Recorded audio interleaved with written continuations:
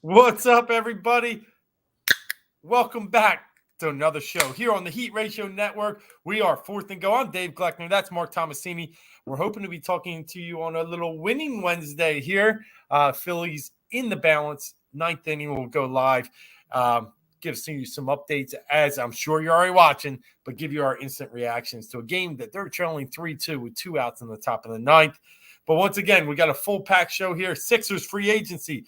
Sixers summer camp, even we can talk a little, Mark. And obviously, we'll get into the Phillies and their recent winning ways, talk a little bit about the Eagles. And, big news in the NFL today with the trade. And I'm sure maybe we'll dabble into some other areas. So, what's up, brother? What up? What up? The mountains are blue, hoping for a winning Wednesday. What will it do? We'll see. Was that like a poem? Yeah, kind of real quick. I like it. Just struck out. I forget who was batting, but yeah, I think in the inning. So a good inning for him. That's back to back. That was it might be Logan Thomas, who, surprisingly, Nola. Yeah, he only had 3 Ks tonight. 2 were against that guy. So, but it was one of those performances by Nola, which, we were talking off air for a quick minute about it. Like, I'm not lying to you. This guy has some of the worst luck in the bigs right now. I mean, it's always the third time around that he does let up some runs. Some of that's on him, but 2 dribblers to get guys on first and second. Odubel lets up, a ball that should be caught. He gets totally spun around, hits the warning track, lets the 2 in, and it's just, I remember a game in Seattle, 3 broken bat hits, and it's just, it's the story of Nola's season right now. He's only sitting, I think, 4-4 overall? And the dude has like a 3 ERA, second in the league in strikeouts, second in the league in innings pitch. It's been unfortunate. Yeah, I know. When you can't really, you can and you can't tag wins to pitchers. Like, it's not one of those stats. I agree. Really, I agree. It doesn't always tell the story. No, 5-5, not 4-4. But gosh, same thing. 0.92 WHIP. Realistically, he should be 7-3. Yeah, I know. This is his 6th straight outing of 7 innings or more. He's a workhorse. Love him. And just think of the no decisions he probably got where the bullpen blew it. So you know what I mean? Like, that's always the thing with them. But we'll get into them in a hot minute here. But I do want to open the show. And I'll say, you know what? I got to give you a little bit more love than that, Cease. He is unbelievable. 2 more homers tonight, 2 last night. He's the first Philly to hit back-to-back 2 home run games since Chase Utley in 2006. So he's unbelievable. I feel like he's been a Philly his whole life, and he's finally here. He's just that guy, man. Yeah, it was meant to be. Meant to be. That's perfect. But what's meant to be is we open the show with the Philadelphia 76ers tonight. I'm wearing a little green because I'll tell you the truth. I'm feeling a little green about their, in a good way, about their offseason so far. Harden has done some really interesting things to help free up some money for the Sixers so they could use a couple of the exceptions. They still have 1 left. And they're able to get PJ Tucker, as we highlighted on the show last Thursday. It was pretty much a done deal then, but, wrapped up officially. I think it was come Saturday. And then you hear the boys are in the Hamptons hanging out. Yeah. And we heard the news, right after our show that KD wanted out. Yeah. I just want to ask you, can I dream? Nah. Yeah, I didn't think. Nah. Well, it's funny. You and I were talking about it. We both were like, there's still another domino to fall. There was still another domino to fall. It just seemed like things were a little too quiet. Yep, for that NBA. There wasn't enough noise, and it ended up being a change to the whole free agency process because now we're at this lull where, at first moves were starting to happen, and then, KD requests a trade out after Kyrie, locks in, and then they still want to play together, but just not in Brooklyn.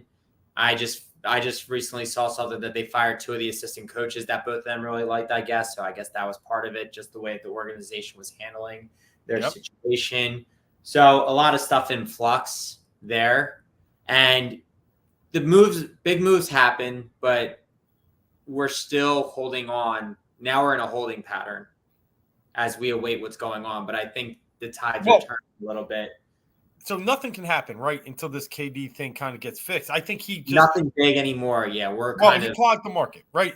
Right. Teams don't want to really go out and spend. They don't want to give up assets yet until they know if they're really in the process. And yes, Cease, I got my Wi-Fi fixed. I took your advice. I went to McDonald's, figured out what they used.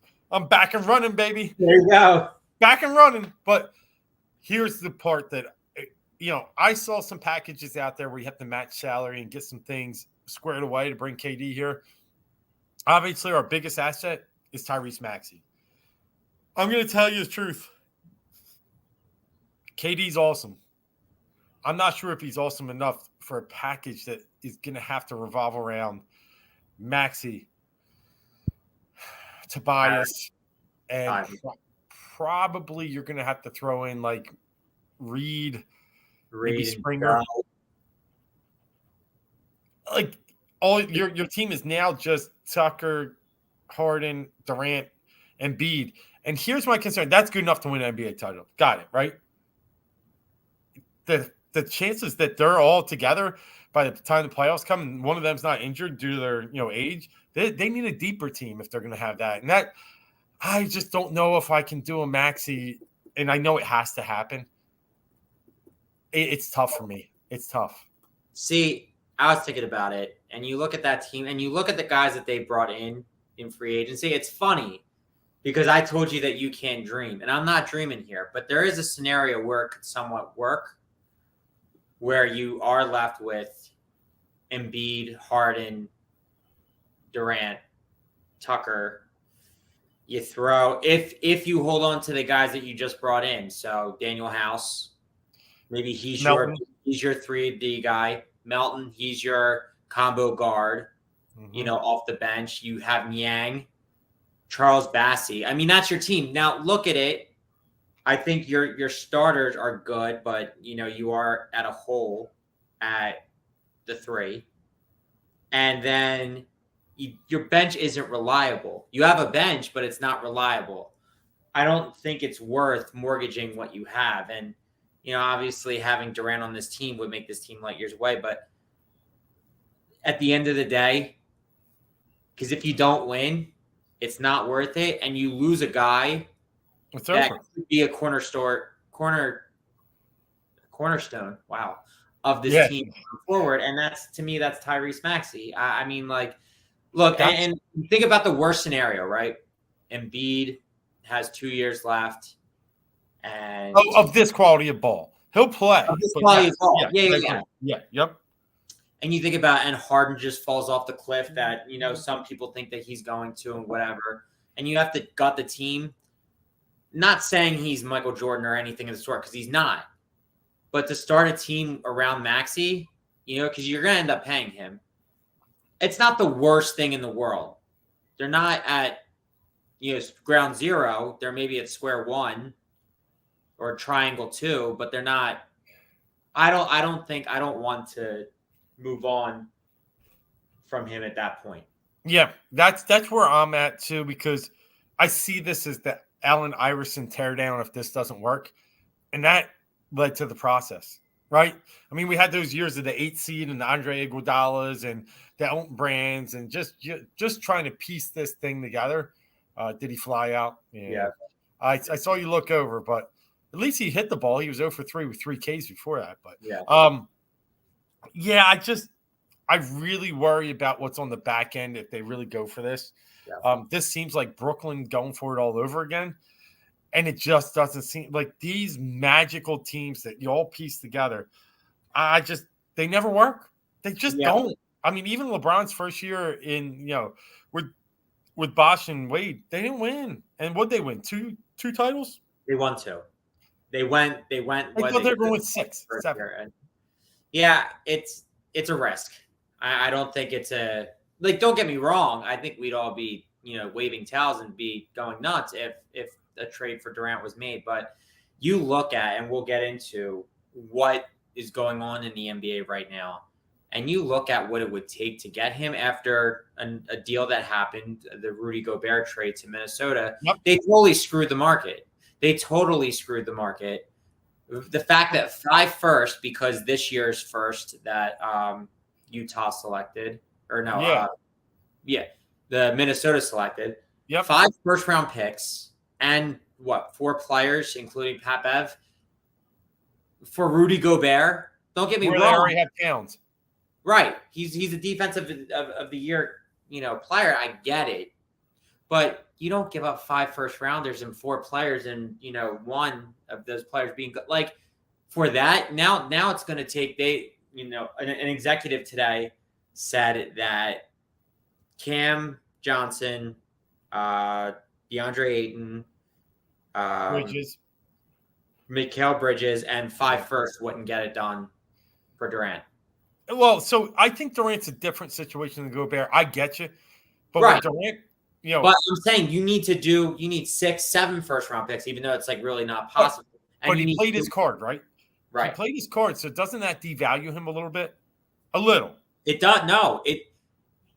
My prediction, I think he's going to be a Brooklyn Net to start the season. Yeah.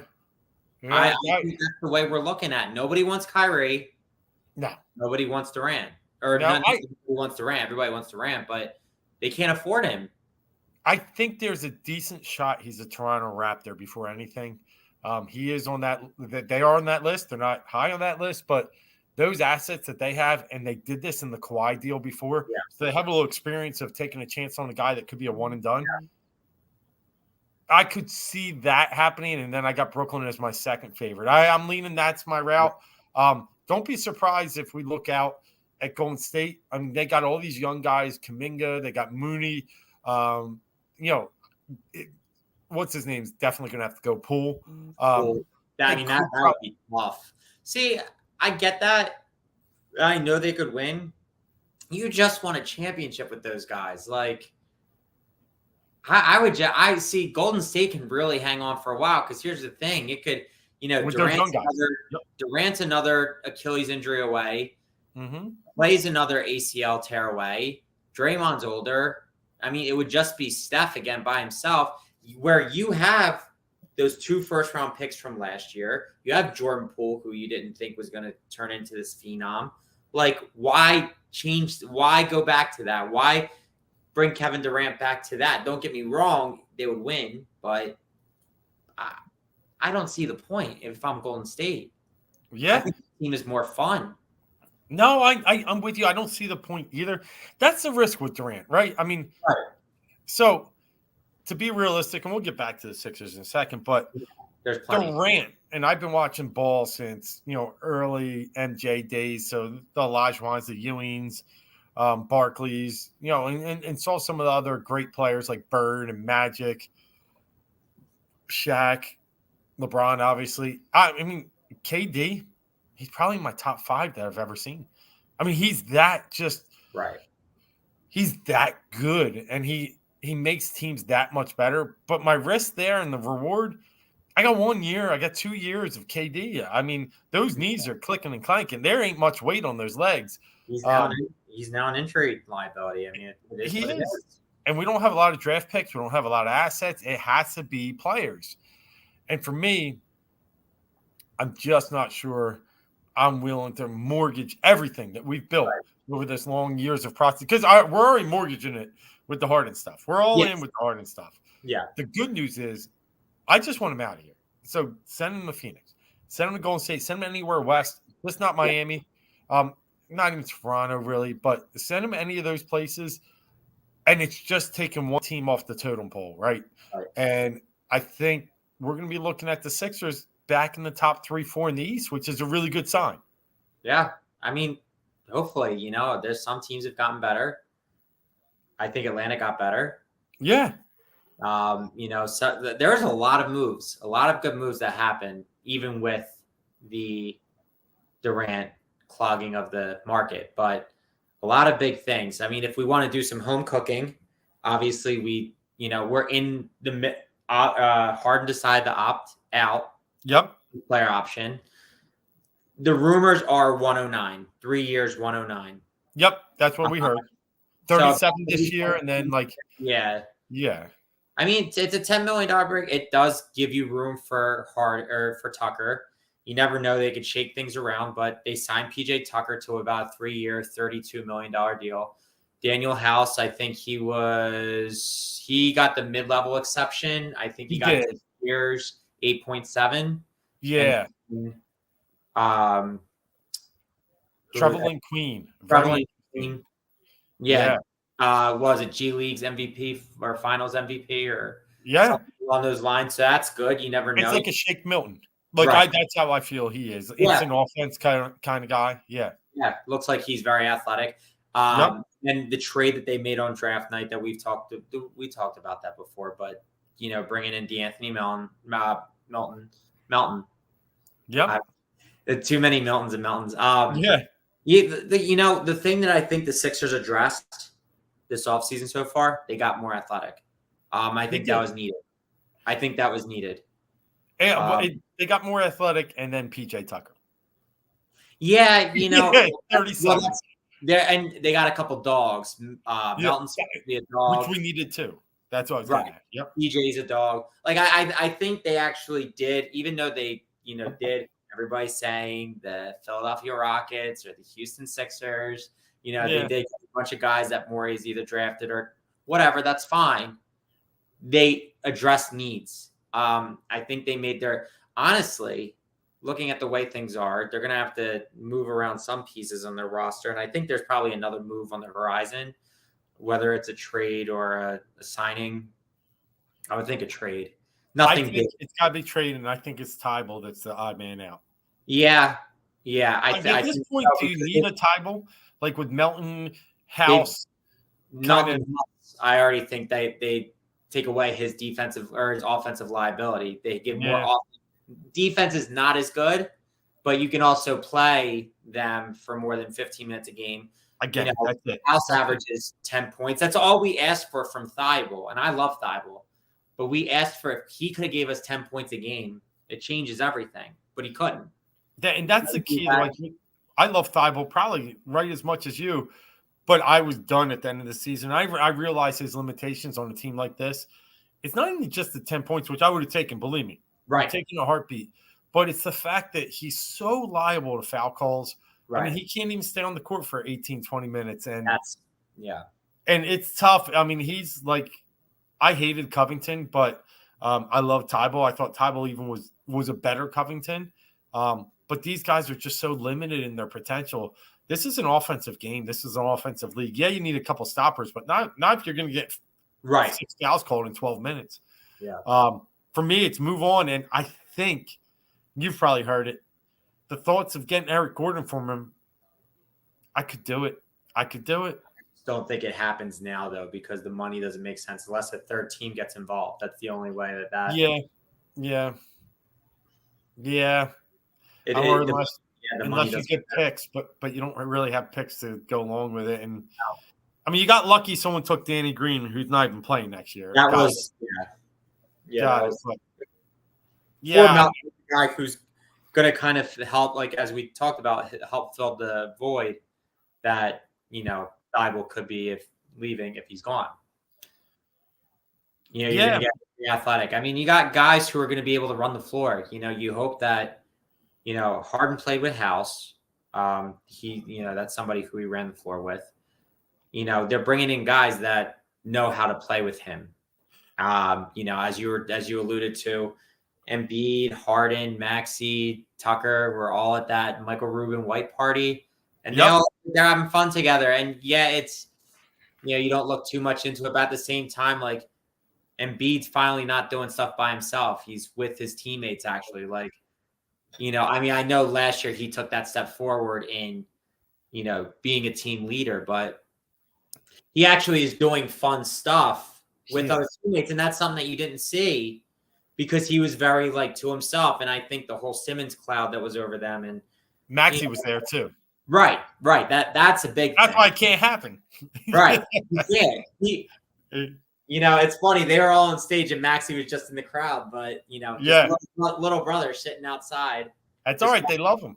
And I don't think KD would want to he wouldn't want to come here unless Maxey was, still part of the team too. That's another thing. He's trying to call his shots, which I get, but I think Durant played his hand, and I think Marc is also playing his hand too, trying to I get it. You're about to lose one of the best players, but at the same time, you're asking for the moon, and Well, we saw this happen before, right?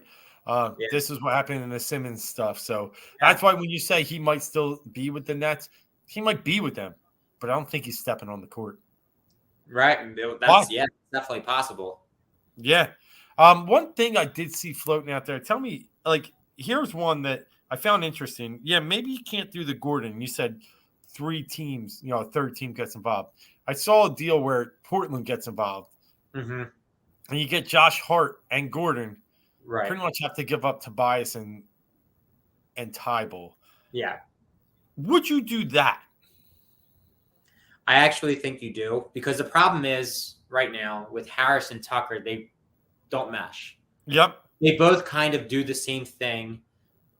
If you really wanted to, if the team is as constructed, I guess you play Tucker at the 4 and Harris at the 3, or vice versa. I'm really not even sure how you figure that out. You're not putting either on the bench because Harris makes too much money and Tucker was brought in and he's getting $10 million a year. So again, you can't have either of them really riding the bench. Like, you can't. It doesn't work. You can't put Daniel House over either of those guys. It makes no sense. Okay, so now you look at it and I was on to my point. I think I will say that the only reason I wouldn't, while you try and regenerate that, is I just want to see what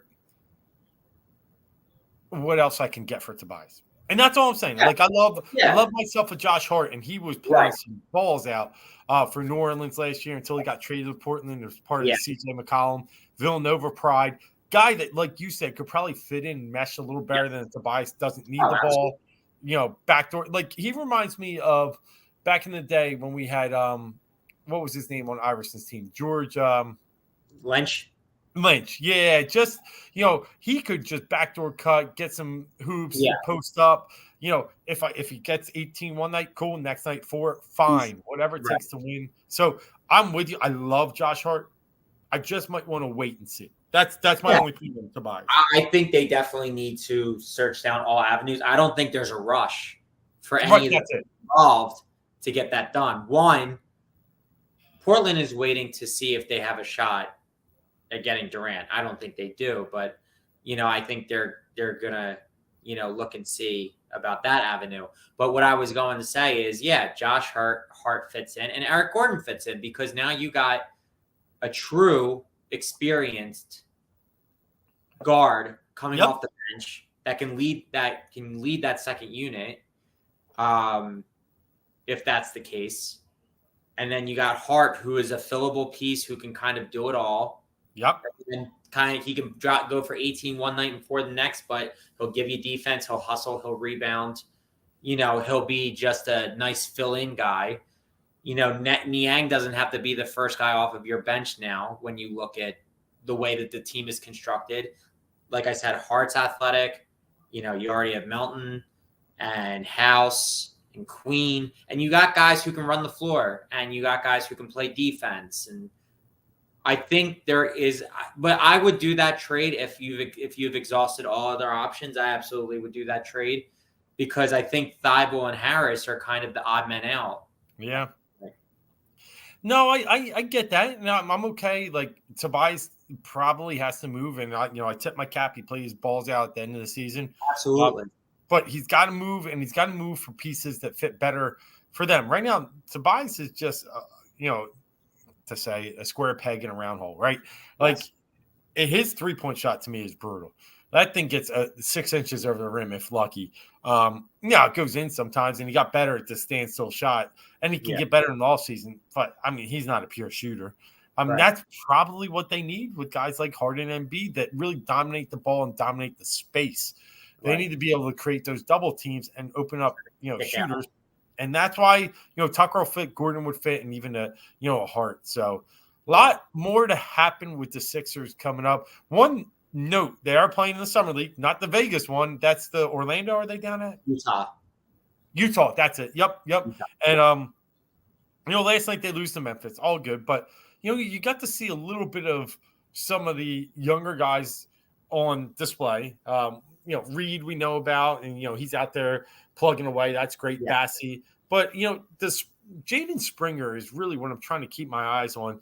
He showed some decent play yesterday, some good leaping ability. Had a great block at the end of the game. Yeah, had some good defense. Yeah, I also know that we're still trying to see what we got in what's his name? Isaiah Joe. Huh? Isaiah Joe. Yeah, Joe, exactly. So, those are the 4 guys we're really going to watch. The rest, whatever. But, I think Springer's a development we really got to keep our eyes on, and not just for, potentially helping out the Sixers, but really for helping out the Sixers and maybe a trade down the lane here. So, I'll keep my eyes on them. I wish we had a first-round pick to dabble out there, but I get Melton's here, and that's fine. But that's you're better off. And this is a team where you can't wait on. Like we saw Springer, we're looking at Springer, but he's in his second year, and we don't expect him to do too much. You would think that he could come in and kind of have the Jordan Poole effect, but I don't think that's going to happen. I think he's too young, and I don't know if he's ever going to be that player. And nobody really expected the whole Jordan Poole thing, but we'll see. No, you're right. So it's going to be interesting. Poole went to Michigan, and where what was it, Tennessee, or what was it, something? What's that? Jaden Springer. Wasn't Jaden Springer? Oh, Jaden went to Tennessee. Yep. Absolutely. Yep. I think it's a different school. Yeah. Hey, one thing I do want to point out right before we get off basketball and move on. Did you see Chet Holmgren last night? Yeah. Here's my. He got brought back down to earth tonight. Yeah. So here's my quick take on Chet. Right. He's a little bit too Jason Williams for me. He's a little bit too flash and sizzle. I don't mean that on the court. I mean that off the court. Even look, you got to believe in yourself. You got to be cocky to be good. I get it. I get all that. And he's probably going to gain a lot of fans acting like that. He's also going to gain a lot of guys in the NBA that want to shove it down his throat. And, he got 6 blocks last night. They're like, hey, Chet, you set the summer league record. He's like, well, I'll just break it tomorrow. Listen, the dude was good at Gonzaga. They didn't win anything. Right. Once again, that's what Gonzaga does. Like, I want to buy in, right? I want to get all in to the Chet love. I really do. But I'm just tempering it because, listen, be nasty on the court like Luka. Don't be this guy off the court that thinks you're bad, because they're going to come get you. It's NBA. They're relentless. And again, he's skinnier than Durant. He could be broken. Yeah. But it's great seeing I like him in Oklahoma City. I'll put it that way. They've built themselves a team. They have. Josh Giddey is a nice little player they got last year, right around the lottery. Obviously, SGA. Yeah. Yeah. They got a nice little team. Dortz can shoot. Yeah. They can do a little interesting things out there. But and Chet Holmgren brings the sauce. I get that. Yes. I just hope the guy reels it in a little bit. Only because, like I said, there's a lot of killers out there in the NBA. They're going to go after him. Yeah, they're going to let you know. They're going to say, hey, rookie, we see you. Yep. All right, let's go switch scripts a hot second. Let's jump to the NFL. Let's leave the last few minutes for the Phillies tonight. And, big news in the NFL today. Baker finally was traded. And I think the first reaction for me was, oh, shit, who did Carolina draft? Because, I was just in there. I was like, I know they got somebody. Yeah. They ended up getting Matt Corral from Ole Miss. So, again, Corral, I think, was second, maybe third round. Don't hold me to – I feel like third. Yeah, I think you're right. He's a guy that's very injury prone, a guy that's loose with the ball, guy that'll pour his heart out on the field for you. But I think, looking at Sam Darnold, I think it's Baker's team, right? Interesting tidbit, and maybe you saw, maybe you didn't. They play the Browns week 1 in Carolina. I think this one's going to be a hot topic for a while. I've said it before, and I'll say it again, and I'm going to stand on that throne. I don't believe Baker Mayfield's a great NFL quarterback. But I don't believe he's so far off from Deshaun Watson to be put into this corner and belittled like this for the past 3 months, I think he's going to come out and play with some emotion. I think he's going to play with some fire. I think he's going to be dangerous. I woke up feeling dangerous. Dangerous. No, That's you know what I'm what? saying. Yeah, I don't want to get fooled twice, but this was I want to say last year or the year before when they traded for Darnold. And I was like, oh, Darnold's going to do some good things there. You know, I remember I liked the fit. We were still doing the show with Marc, so I can't remember if that was last year or the year before. Yeah. But I think Baker Mayfield is definitely more of a product that we've actually seen success in the NFL with him. The whole Cleveland situation, like, if Watson is out for the year, if he is, I think they kind of look stupid for handling the Baker situation the way that they did. I mean, don't get me wrong, Baker was never going to be happy staying there to be second fiddle to Deshaun Watson, but you really made yourself look like this is why you're the Cleveland Browns. This is why you don't have success, because you gave a guy who was facing all these allegations and charges $230 million guaranteed. And then your first overall pick quarterback you took, you just banish him away. When you had, was it last year it was 2 years ago when they went into the playoffs, and I think last year was a disappointment. Yep. Yes. Don't get me wrong. Deshaun Watson, talent-wise, is better than Baker Mayfield, but they did. They humiliated Baker, and I don't think Baker is the best person ever, but I don't think he's the worst either. And I think they really drug him through the mud just so they could, make the whole Watson thing work. It's kind of a bad look, but I know they say he's not the adult in the room. They were like, well, he's not the adult in the room. I mean, there's Deshaun Watson at this point. Like, no, you look stupid. It's so Cleveland, right? Like, yes. It's just. When they finally, started bringing these, different thinkers, a different, I'll call it atmosphere in the front office, and they really started to employ some things and really gave some freedom to Stefanski, and he became more of a running team, but was very guarded and was still successful with Baker. It was surprising to see this team now dip into this era. And this way of thinking that they were that far off. I mean, Baker got into the divisional round versus Kansas City and played them tough until the fourth quarter. I get that Chad Henne had to come in that game for Kansas City, but still, it's a game that they were competitive in. And not to say that 1 year makes a difference, but really, sometimes you get some injuries, some, schedule tweaks really do affect the team, and you can come back. And yeah, I'm with you. I think it reeked the desperation, and I really do get that Watson has a stronger arm, has won a national championship, can lead a team of men. I get all that. I just think the way this all went down, the way they humiliated Baker, I think might come back to bite him, at least for week one. That's all. Maybe just for week one. Right. Matt Rule is an interesting individual, and his coaching style down there. They have a little bit of weapons. I mean, you got C-Mac, right? Right. You still got Robbie Anderson, DJ Moore. You're right, and I thought they brought in that other kid from LSU. Terrence Marshall. Yeah, Terrence Marshall. Yeah, that's good. Yep. Terrence Jr. Yeah, so they're a little bit dynamic. I think Baker can do some things with a team like that. We'll see. Look, Baker, like you put him out there. I probably got him 20th in the NFL in starting quarterbacks. I'm not a Baker guy. He's not that high on my list, but I'm not sure Watson's that high either. So we'll see. Yeah, so that's the thing. We all know he's good, and I know you and I both wanted him here. So I did at one point. I did. Yeah. But when I knew it would take 4 first-round picks on that money, I was like, nah. Yeah. Yeah. I definitely was holding out hope because of the way that I feel about Jalen Hurts and stuff like that. And I'm there too.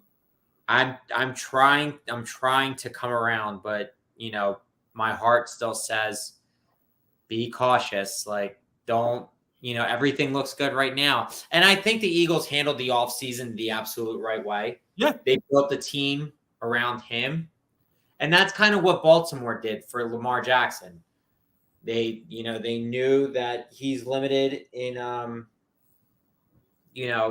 some of the things that he can do with his arm, but what he can do with his legs. So they built a team around him. They also were more of a run team, where the Eagles have to be more of a passing team because they went out and they got A.J. Brown. They have the weapons. They have to now be able to push the ball out. But I think I think they gave themselves the best opportunity. And you have to see what you have with Jalen Hurts, because if he's going to get paid a lot of money, if they're decent, you have to make sure it's worth it. And if you didn't get, and you and I both said, if you're really going to see what he's worth, give him the best team possible. That's it. And that's the beauty of having a quarterback like Hurts on a rookie deal, second round rookie deal. You can build this roster like completely without the quarterback money affecting anything. Well, remember, Seattle won the Super Bowl when Russell Wilson was on his deal, and he was a third-round pick. So they had all the flexibility. It's once he got paid, that's when things went awry. And it changes things. Yeah, I agree with you. It's definitely interesting, but it's the way it's meant to be for this team. Go all in with a solid roster. And I saw a flash come up today, maybe yesterday. The Eagles have the fourth best roster in the NFC, according to several pundits out there. Teams ahead of them: Tampa, Green Bay, Rams. After that, they were the best. Right. We're talking ahead of the Cowboys. We're talking ahead of several other teams. Yeah. What's up, my man? Tech Money. Good hearing from you, my brother. I know you know your NFL, and I know you know your baseball too. He's been hot in a bunch of areas, but it's always good hearing from you, my man. So it's just interesting because we're not Hurts believers, but we don't. That doesn't mean we're not cheering. That doesn't mean we don't. We don't think there's a chance. There's an absolute chance this team can be something because of the roster construction. And when I see that they, think about back to 2017, that was one of the best rosters they've ever had. Sure. And they won because Wentz got hurt, and they were able to adapt with a backup quarterback that made, just as much, if not more money in Foles, because they had this roster constructed around him. That's what we got here. Yeah. It'll be really interesting to see how they really roll into this, because they're deep almost everywhere, especially with all these additions we talked about, bringing in Jakari the other week. I mean, man, they're good. They're good. I don't think there's much more we have to talk about there. Yeah, I mean, the one thing I'll say is, you and I are not huge believers in it, but we want it to work, because if it works, they have 2 first-round draft picks this offseason. So if they make a good run, if they, get to the second round, and, is it the Saints? I think it's Saints. And the Saints, Alvin Kamara is going to get suspended, and he's looking at 6 games, and there's a chance that they're not fantastic. And so, I mean, the thing is, look, they set themselves up. If Hurts is not the guy, they have some ammo. But in a draft that does have a couple good players, a couple good quarterbacks, but there's going to be a bunch of other teams that they're going to be competing with to go get that guy. So that's going to be, you're going to have to sweeten a deal, a way to move up. That's one thing. Or you're going to have to hope that a veteran quarterback that's very good, I don't even know if that's a possibility, because I feel like everybody is kind of set in stone at this point.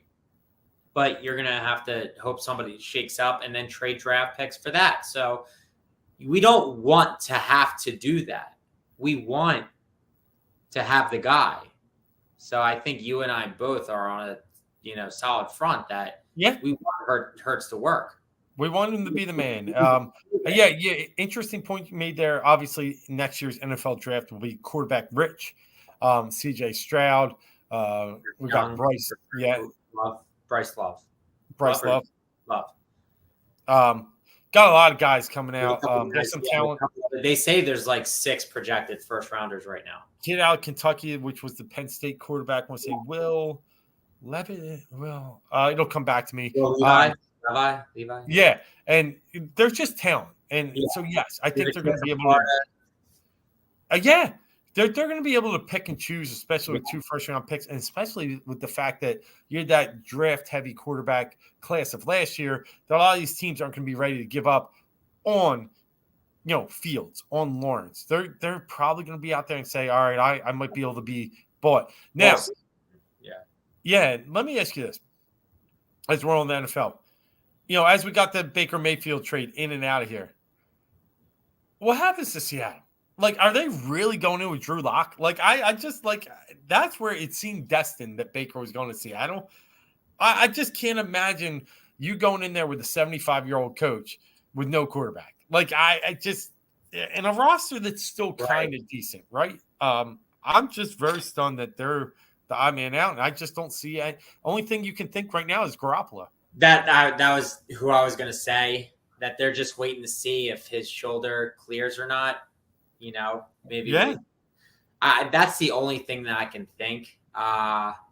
You have DK Metcalf. You do, but for how long? His rookie deal is about to wrap up. Like, he's like the AJ Brown, right? And Tennessee got scared and was like, I'm not going to trade him.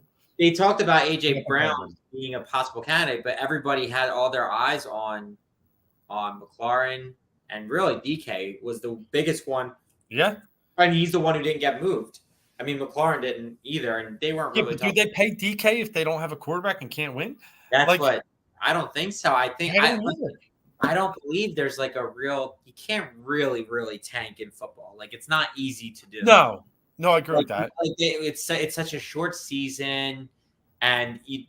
But that was my point with the 75-year-old coach. You can't. Right. I mean, then what's the point of being the coach there? What's the point of DK going out there and playing? Like it seems a no win if that's what you're going to roll out there with Drew Lock.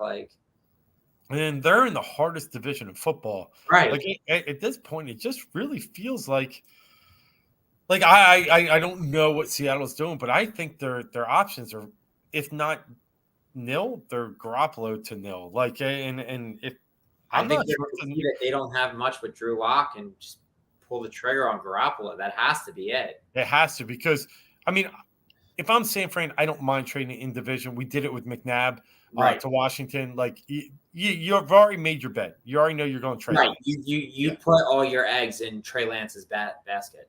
And that's fine. We got no issues with that. Sure. But you can't, like, for San Fran, they can't just let Jimmy open the season with them. I just think that's just a cloud over a kid's head that you don't need, Yeah.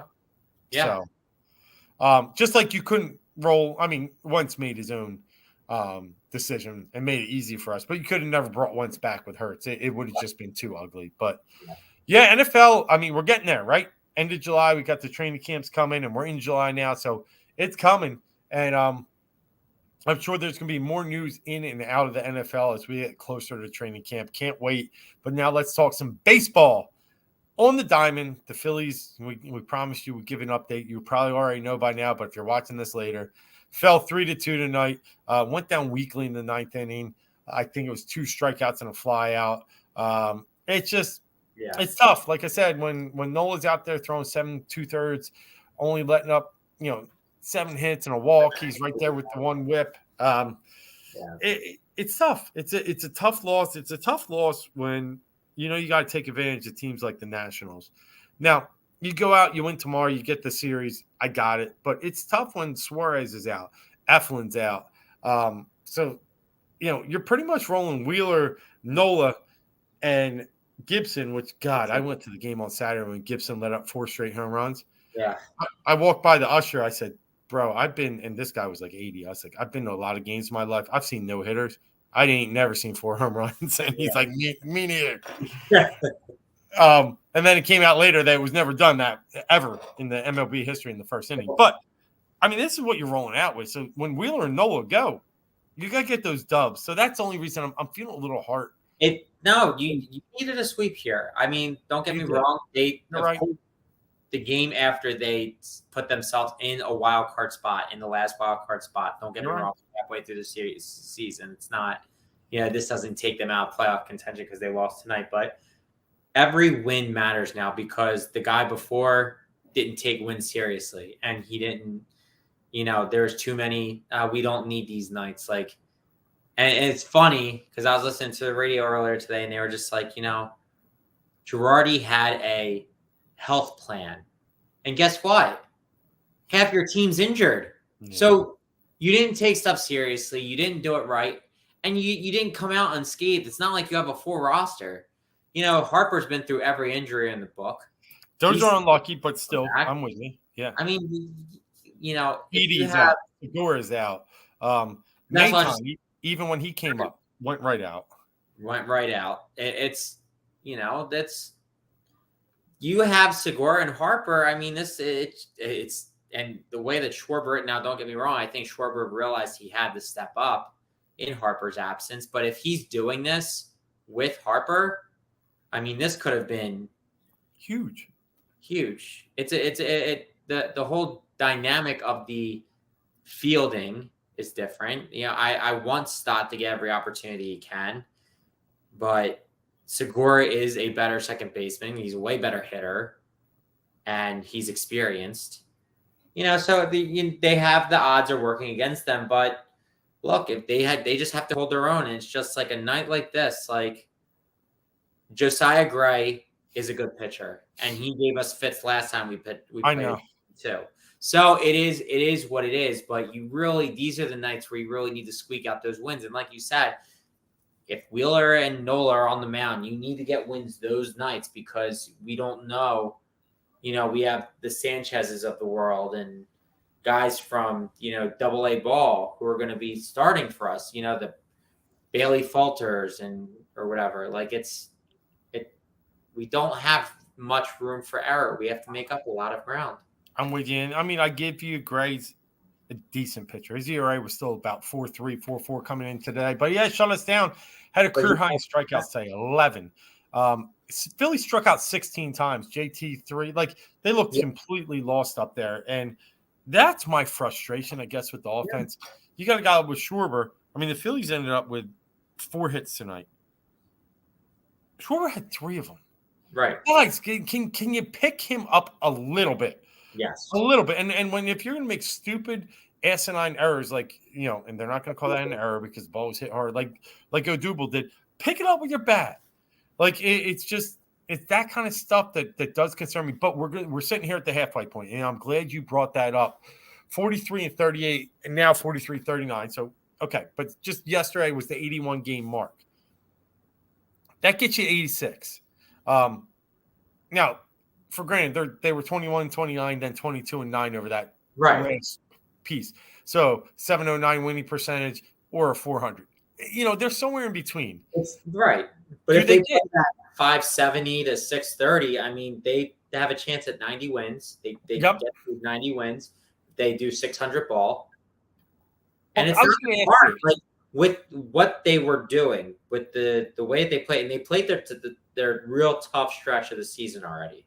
They have. Look at the Mets who are walking into their tough streak where they're playing 500 teams and above.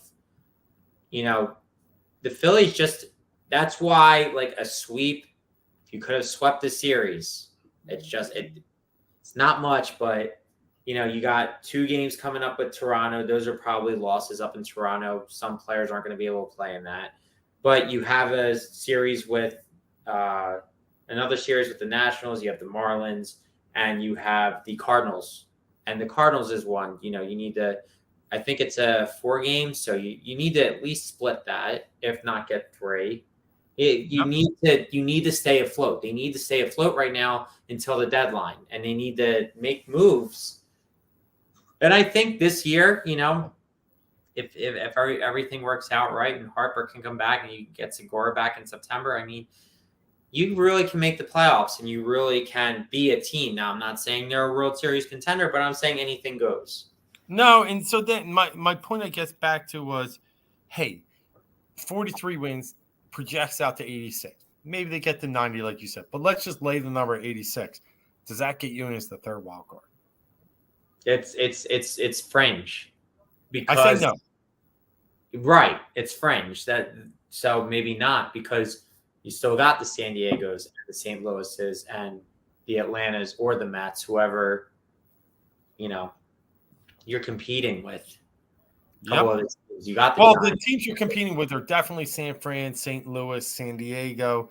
I think the Braves are going to create some margin. And then, I mean, don't count out Miami right now. I mean, they almost got back to 500. So you got a few that that's why I think it's 88, 89. I just feel like there's some bad teams out there. I think some are going to get steamrolled, and it's going to free up some wins for teams like St. Louis and San. I'm not sold on San Fran. I will tell you that now. I think they used all their mojo last year. That lineup is like dumpster juice. It's bad, and they can't just keep going on the game magic. But I do think you got a tough little battle there still with a team like St. Louis. Sure, absolutely. And I think that's a situation where you need to take advantage of. Yep. You have a good series against them this weekend. Now you need to go into weekend, or Yeah. If you take 3 from them, you only are making yourself stronger. Yep. Because the Braves are, it's a weird week, but they're actually helping you out a little bit. And at this point, I want them to take care of St. Louis. I'm okay with it too. I think Atlanta has a chance to win the division, like with the Mets and the issues that they're having, or I agree. So let them beat up on the other teams. Let them beat up on the San Diegos and the San Franciscos. Yep. And the Cardinals. Let them do it. Let them do our dirty work. Yeah, I agree with you 100% at this point. Let Atlanta just clear out, steamroll, blaze the trail, and then we can come in backdoor. What's interesting this season, and don't hold me to this, but this is what I heard too. The third wild card would play the third division winner. First and second wild cards play each other. I heard, and I got to double check, that would end up being a 3-game series at the higher seeds place. No home and away. You just go there and play a 3-game series. I think that's pretty cool. I actually kind of like that. Yeah. You can play 3 straight games, right? Get it out of the way. The 1 and 2 seeds have a bye for 4 or 5 days. That's fine. I don't need them to have a bye for much longer. They don't want to be off that long. Yeah. I think that's pretty cool if that's how it turns out. We'll see. Yeah. No, I think that's a really cool dynamic. And right now, you know what that would be? It would be Phillies at like the Brewers. Like that'd be a pretty cool series, man. They were able to touch Hader up the last time, but you'd be watching Burns, Woodruff. It'd be pretty good. Yeah. But the cool part about all this and what I was watching, I think you probably had that too. Being the fact that they kind of tied the Cardinals last night, and they're still tied after tonight. It reminded me of scoreboard watching of September. Yes. Reminded me of days that I just really was like, man, that is pretty. Baseball can be really fun, and bringing in this third wild card, I think will make it that much more fun. Do you remember? I forget what year it was, but there was a season. I think it ended on a Monday, and there were like 5 or 6 playoff scenarios that all took place at the same time. Like the Rays and Yankees were involved. Like there was, and every game had wild stuff that happened, and the unexpected scenarios ended up happening. Yeah. It was like it was at least like 5, 6, 7 years ago. No, I kind of remember that too. It was actually after the Phillies were relevant, and I just mean that it was probably like around 11, 12, somewhere in that 11, 12, 13, somewhere around there. Yeah, I agree with you. It's just past that, and it was like I feel like Evan Longoria had a game-winning hit for the Rays that put them in it, and or spoiled the Yankees or something. Yeah. There was a bunch of different scenarios. It's kind of like when the Eagles got into the playoffs in 2008, I think it was, when they weren't supposed to make it in, and then the Raiders had to beat the Buccaneers, and the Eagles took care of the Cowboys, and then the Giants lost to somebody, and the Eagles ended up getting into the playoffs. It was even I want to say it was 18 after we won. The Vikings had to lose like a horrible home game. Who was that too? The Bears? It might have been the Bears. There was another one just after that. Yeah, but I'm with you. I'm tracking. Those are really cool. But like it when you talked about scoreboard watching, that's what I thought of. Like, things are going to get interesting at the very end of the season. The third wild card again. Sometimes I think, like, are we just adding teams just to add teams? I think that's definitely a legitimate thought. But then at the same time, the product gets better. I know because like with the baseball playoffs, when they had 4 teams in each side and you had your 3 division winners and you have your wild card, everybody fighting over one wild card spot, that's cool, sure. But that means there's only like 2 or 3 teams that are really hanging in there for that. And if the division winners run away, it's like 6 fan bases on each side in the NL and the AL are interested. And then even say half of those fan bases really don't care that much unless you're the Yankees or the Red Sox or the Phillies. Because baseball is not universally loved by everybody, where like you start getting more fan bases involved, you get more teams involved. Like they went to 2 wild cards and you saw more people were watching. Now you have 3. And it's the same thing with football. It's like that last week of baseball is going to be fireworks if, there's 4 or 5 teams that still think they have a shot. Not all going to make it. But that's the exciting thing about the way that they're doing things. You don't want it to where like, 70% of teams get in, but you do want to get fans in at the end there. Like you want them all in. I agree. It's just, and why it's better, and a lot of it is what you're alluding to is it's the high spending teams are getting there. That's just what happens in baseball. The Dodgers are going to be there. The Yankees are going to be there.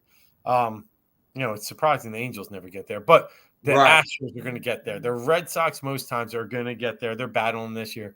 These high spending teams are going to be there, and they've already taken 50, 60% of the equity of the playoff teams. To open up this aperture and bring in these other fan bases is really what creates, positivity in the baseball world. And baseball is one of those sports where really, I mean, we've seen it too many times. A wild card team can win it, especially if they're hot at the end of the season. Yeah. One of those teams that just finds that mojo. Baseball is it's probably the most, in my opinion, sensitive sport to runs. And what I mean by that is, you get on a good streak, you get on a good roll, you start seeing the ball, everybody's playing together.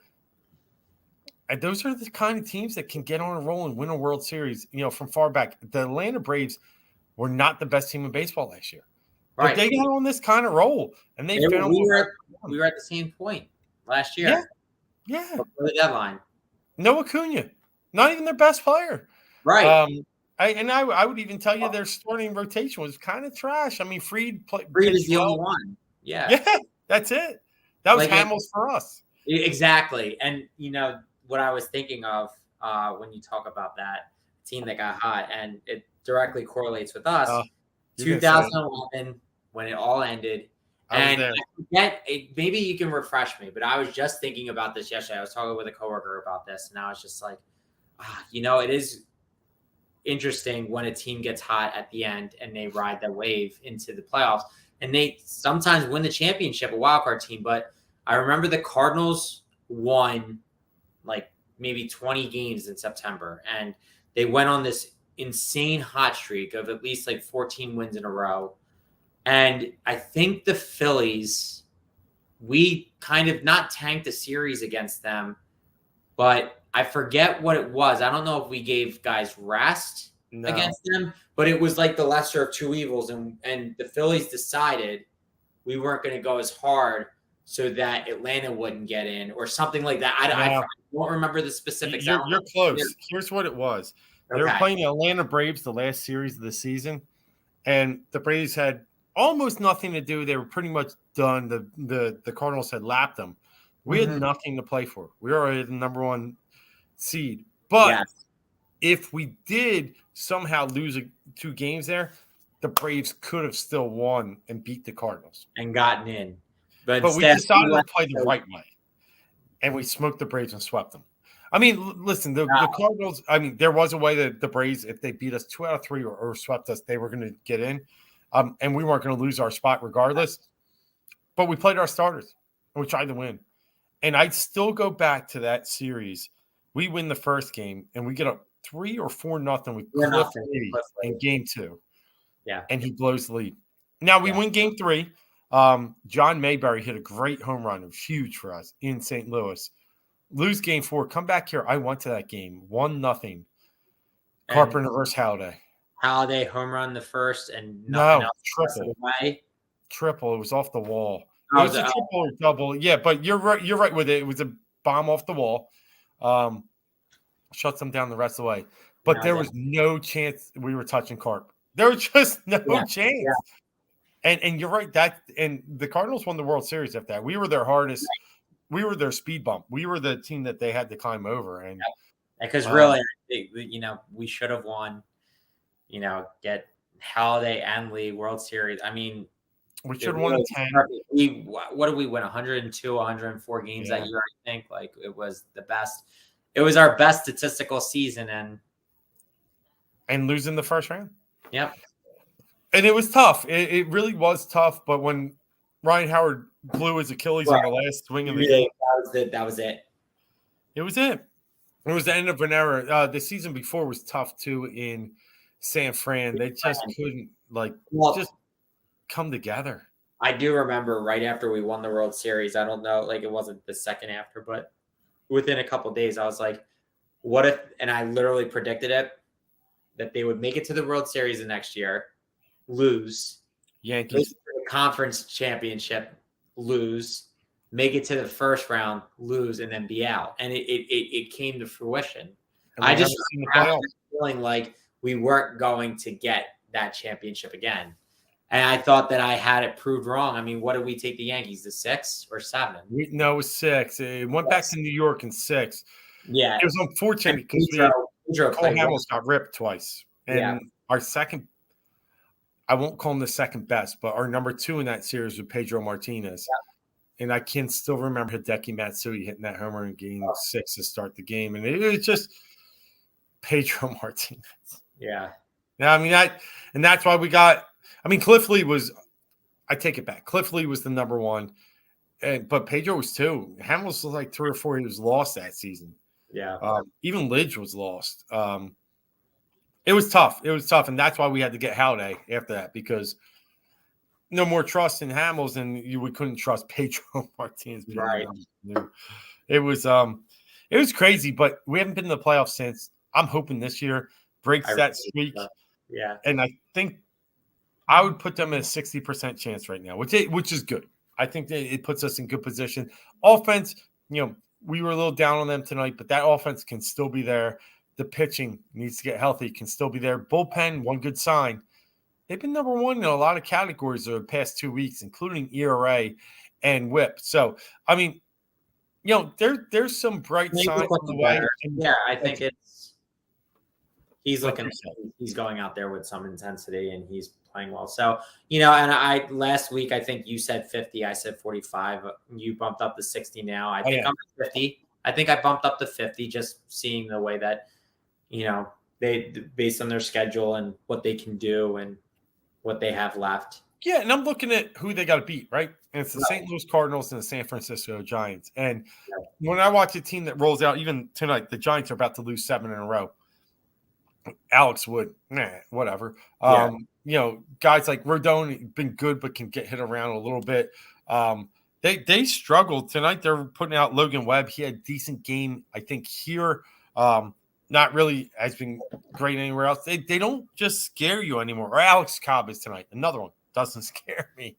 And that lineup is totally not scary. Bullpen decent. And then St. Louis, I mean, the starting rotation is Wainwright, Mikolas, and that's it. Yeah. And, they're trying to roll back in Flaherty, but we'll see. And the lineup, I'd argue ours is better. So, battling those 2 teams, that's why my confidence level has risen a little. Can they win a World Series? It's going to take something at the trade deadline. They can't win it with the team they have now. But maybe if they fix some other things. Yeah, we will just have to wait and see. We will, but you know what? We won't have to wait and see too much longer for the next Fourth and Go episode, which will be next week here on the Heat Ratio Sports Network, live every Wednesday when we can. Sometimes we mix it to a Thursday, but we are a winning Wednesday. I'm Dave Gluckman. That's Marc Tomasini. We talked a lot of good stuff tonight. Hope you were with us. Hope you're with us each and every Wednesday. Follow us on Twitter, YouTube, and several other places where we just try and dive in and talk to you guys because we are the voice of the Philly fan, but we got everything that your soul and passion has too. Marc, until next week, right, brother? That's right. Hopefully a winning Wednesday next week. Until then, 4 games in St. Louis. Then we got a couple in Toronto. We'll be talking that for sure next week. Until then, we're deuces.